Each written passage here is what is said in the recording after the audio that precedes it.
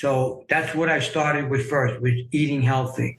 The other thing that I did was I stayed to myself, kept to myself, and I went to a gym every single day. I put a headset on, I listened to nice music, good music, positive music. Everything I did was positive. I did nothing negative. And I started going to the gym. And I wanted to feel good about myself the way I eat, feel good the way I. Awekenge, this is Mental Matters, hosted by Terzakos.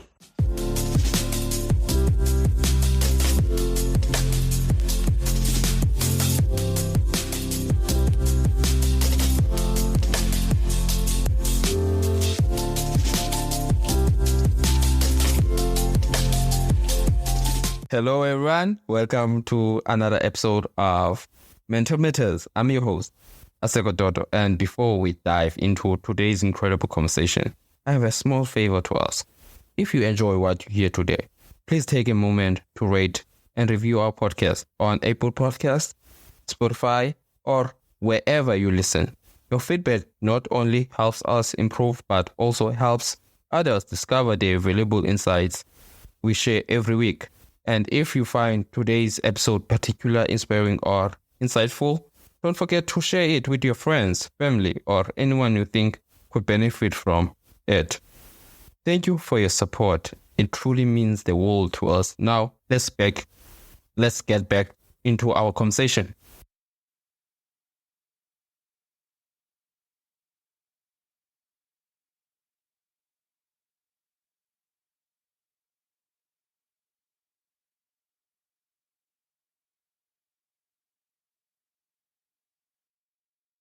You mentioned that you have a problem with self-relationship of acknowledge. I would assume acknowledging yourself. So when it came to healing, and if I'm not mistaken, you lost someone in your life. I actually lost two people in my life. Okay, good. It's something that sometimes we react in a different way, and I believe it really helps us in a way, as much as the grief hurts and something that shouldn't happen to anyone, but it really opens that thing within our mind to realize that, to check ourselves that, no, I need to change. So what was your pivotal moment in your life that made you say, no, I'm going to work on myself. I want to improve myself? Well, I come to a point in my life that nothing was working. Mm-hmm. Everything I tried to do wasn't working, from relationships, friendships. I was always a good friend to people. I always put people first before me. Mm-hmm. Things weren't just clicking, girlfriends, I've been lied to from a lot of people. I've always been a leader in my life. I put a lot of people to work in my life as a leader. Mm. And at the end of the day, when I needed help, nobody was there for me. So, that's when I started to transform. And I wrote the book, Belonging to Yourself. Did you see the book cover? Did you see the book? No, I haven't seen it. Unfortunately, so here's my book. Oh, Belonging to Yourself. Belonging to Yourself. This book is a memoir about my life. It's based on self-love. Because at some point, with all the disappointments and all the adversities in your life, you act out in different ways. You're always looking for love from outside rather than looking for love inside. So basically, that's what happened with me. I was getting in trouble, just doing the wrong things in life because of anger. When you're angry, you do a lot of things that you shouldn't be doing. So in my life, I'm 65 years old. I made a lot of mistakes. And each mistake is a learning point in your life. And that's why I'm on podcasts. I'm here to educate people. I'm here to give them my wisdom and my experience. Maybe they can catch it at an earlier time in their life. Mhm. I caught it in my 50s when I say around 50 years old. I started changing, transforming 15 years ago. And when it comes to self-love, in a way, I'm gonna try to derive the conversation in a man's mental health perspective.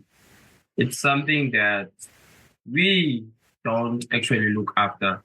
As someone old as you, definitely at a younger age, you didn't recognize that you needed to take care of your mental health. As you've said, that you didn't have that relationship with yourself of realizing that I need to work on myself. And as much as I love helping people, as much as I'm that certain person that try by any means to look out for people, how about me? How do I take care of myself? And in a way, I used to be like that. In a way, also in terms of putting people out there and having some relationships that I feel when it comes to friendships, there are friendships that I made sure that I keep because eventually they will assess me. Because when it comes to these things, this type of conversations, talking about self-love, talking about self-growth, talking about self-healing, being able to sit down and have this conversation of how are you feeling today in terms of health, in terms of conversation like that.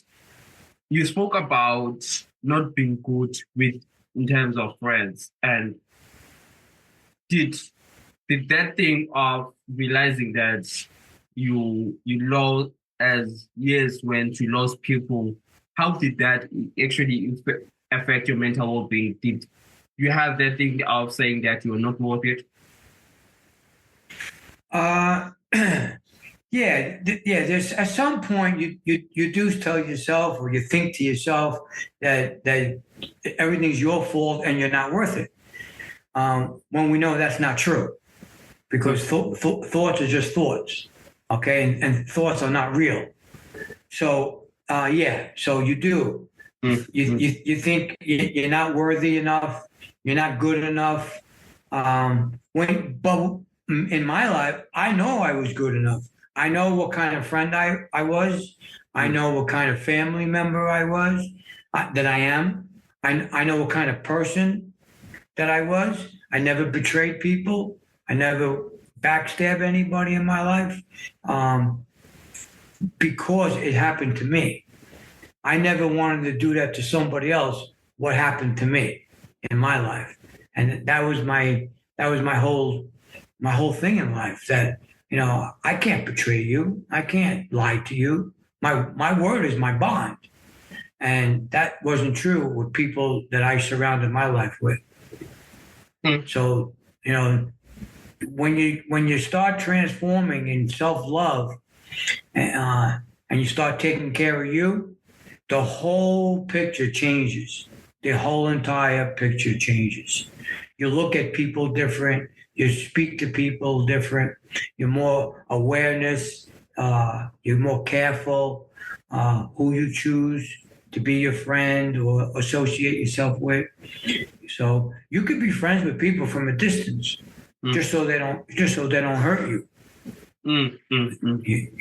So you can do that. I have years ago I had a big circle. Tons of people. Had a lot of money. I was making good money. I was able to help people, and I had a big circle. When all that started to crumble, the circle became very small. And that's when another reason how I realized, oh yeah, okay, this is how it is.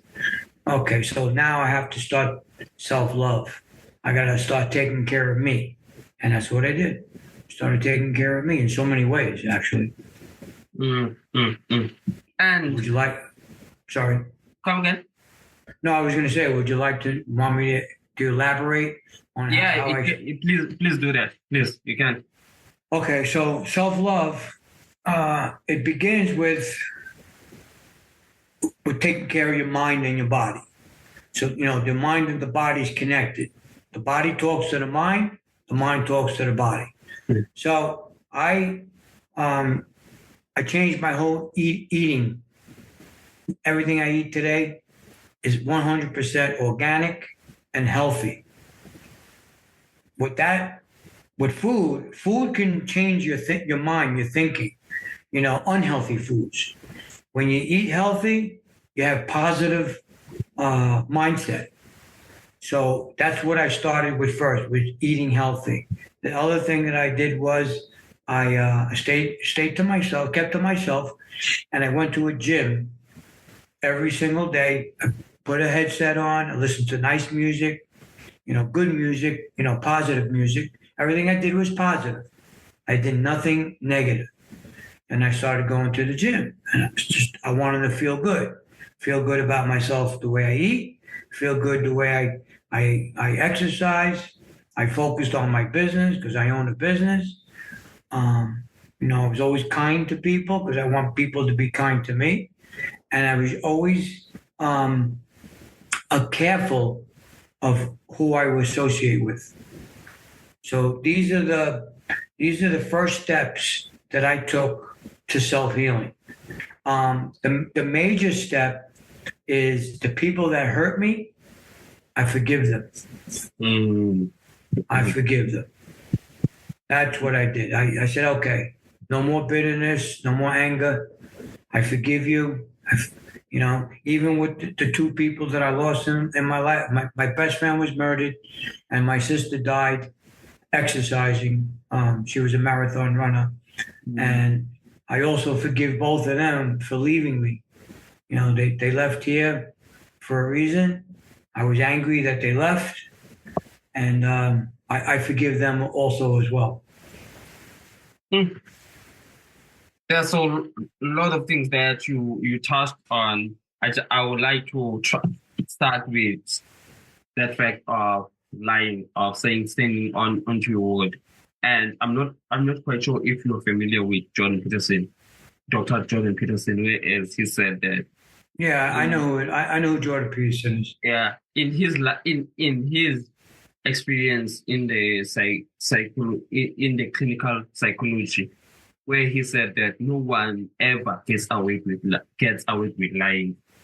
If you think that you're getting away with lying, it is bound to catch you in the long run. And I really go in terms of that, and it really changed my perspective of in terms of if I lie, what will it benefit me? And at the same time, I am in a way I am happy for that certain moment. At what cost? In terms of that, of not realizing the consequences of lying. Something that we don't usually look at are consequences. If I do this, what are some consequences? That's how it really has changed my perspective on things of if I do this, what are the consequences of doing it? And second, validation, something that I feel like as men we really struggle with it. Whereas we will look validation towards women, we'll look validation to our peers, we look validation through friends, and not realizing that relationship starts with you. For example, me having on this podcast, being able to do this with the goal of helping people out there to take care of their mental well-being. I can't talk about mental health whereas I don't take care of my own mental health. What is the use of being here doing this podcast with you in terms of if I don't take care of myself? How can you be so? Because I think it's something that in aeroplanes, whereas when you need to first assist yourself so that you can help others. It's something that I really believe in. And also, because there are three more things that you spoke about, something that I have questions on nutrition in terms of how the way you act, the way you eat, how it influences you, and also in terms of faith. Firstly, I just want to point out these two things. Forgiveness is hard. Something that a person, it's not easy to do because you still have that hatred. And to me, to me,